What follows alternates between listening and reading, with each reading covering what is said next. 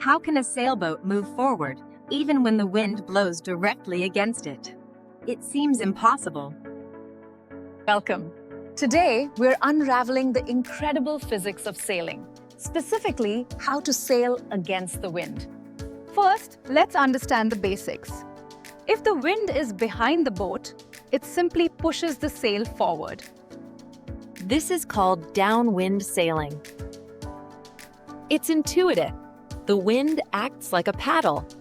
But what if your destination is directly upwind, where the wind is blowing right at you? Logically, the wind should either stop you or push you backward. So, how do sailboats defy this logic? The secret lies in treating the sail not as a simple push plate, but as an airfoil, just like an airplane wing. When wind flows over the curved surface of a sail, it travels a longer distance, speeding up. This faster air creates lower pressure on one side, while the slower air on the other side creates higher pressure. This lift force is perpendicular to the airflow, not just pushing the sail, but pulling it forward. So, instead of just being pushed, the sailboat is essentially pulled by this aerodynamic force. The key is to set the sail at a precise angle of attack relative to the wind, never directly into it. Understanding apparent wind is crucial. It's the wind felt by the moving boat, a combination of true wind and boat speed. The apparent wind is what actually interacts with the sail to create lift. It's not always the same as the wind you'd feel standing still.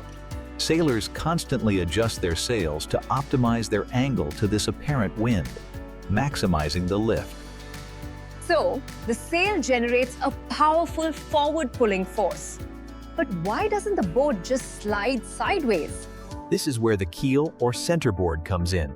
It's the underwater fin of the sailboat. Just like the sail generates lift from air, the keel generates hydrodynamic lift from water. As the boat tries to slide sideways, the keel resists this motion, pushing back against the water. This resistance from the keel perfectly balances the sideways component of the sail's lift force. The net result? The boat is propelled forward, converting that sideways pull into useful forward motion. However, a sailboat cannot sail directly into the wind, and this is called the no-go zone. If you try, the sail simply luffs, flapping uselessly, and the boat loses momentum. Instead, to move upwind, sailors must sail at an angle to the wind, typically around 45 degrees. This allows the sail to act as an airfoil, generating that crucial lift. To reach a destination directly upwind, a sailboat must perform a maneuver called tacking. Tacking involves sailing diagonally into the wind on one side, then turning through the wind and sailing diagonally on the other side. It's like walking a zigzag path up a steep hill. You don't go straight up, you traverse. During a tack, the boat's bow passes through the no-go zone. The sails briefly lose their lift, then fill on the new side. Each leg of the zigzag is called a tack. By repeatedly tacking, the sailboat makes progress directly upwind. It's a beautiful dance between wind and water, leveraging physics to achieve what seems impossible. So, the next time you see a sailboat gliding effortlessly against the wind, remember the science at play. The airfoil effect of the sail, generating lift, combined with the keel's resistance to sideways motion, makes it all possible. It's a fantastic demonstration of how understanding fundamental physics can unlock incredible capabilities. The boat never points directly into the wind, always maintaining an angle to create airflow over the sails. From basic wind pressure to complex aerodynamics and hydrodynamics, sailing is a masterclass in applied physics. Every adjustment of the sails, every turn of the rudder, is a precise calculation of forces. The goal is to maximize the forward lift while minimizing drag from both air and water. This pressure difference is a direct application of Bernoulli's Principle, fundamental to flight and sailing. Now, let's dive a little deeper into the intricacies of sail trim and boat balance. So, how exactly do sailboats manage to move forward when the wind is coming from the front? This seems counterintuitive, almost like magic, but it's pure physics. The key lies in understanding the no-go zone and a technique called tacking. The no-go zone is an arc, roughly 90 degrees wide, directly into the wind.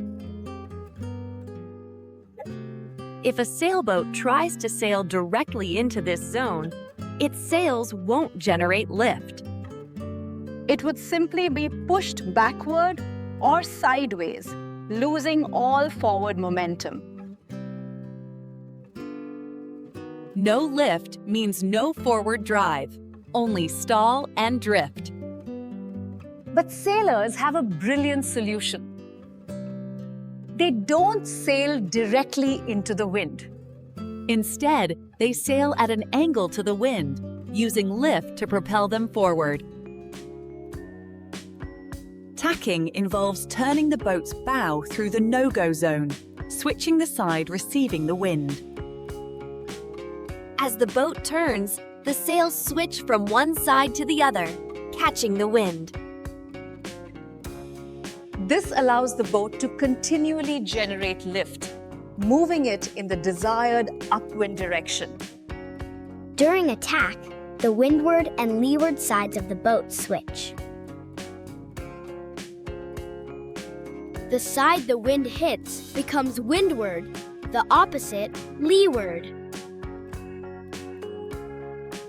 But there's another crucial component preventing sideways drift: the keel, or centerboard. This submerged fin acts like an underwater wing, generating lift in the water.